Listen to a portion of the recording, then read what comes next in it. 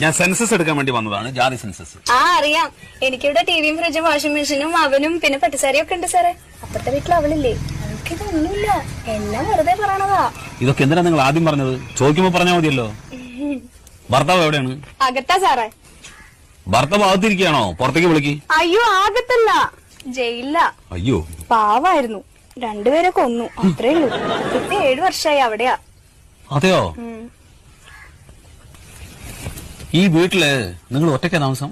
ഏയ്, എന്റെ മോനുണ്ട്. അവനിപ്പോ 4 വയസ്സായി. ഭർത്താവ് 7 വർഷമായിട്ട് ജയിലിലാ പറഞ്ഞു, കുട്ടിക്ക് 4 വയസ്സ്. അതെങ്ങനെ സംഭവിച്ചു? അതാളെ ഇടയ്ക്കിടയ്ക്ക് കരോളിന് വരുവേ. കരോളോ? ഈ ജയിലിൽ നിന്ന് ഇടയ്ക്കിടയ്ക്ക് വിടില്ലേ പുറത്തേക്ക്, കരോള്. പരോള്? ചില സ്ഥലത്ത് അങ്ങനെയും പറയും.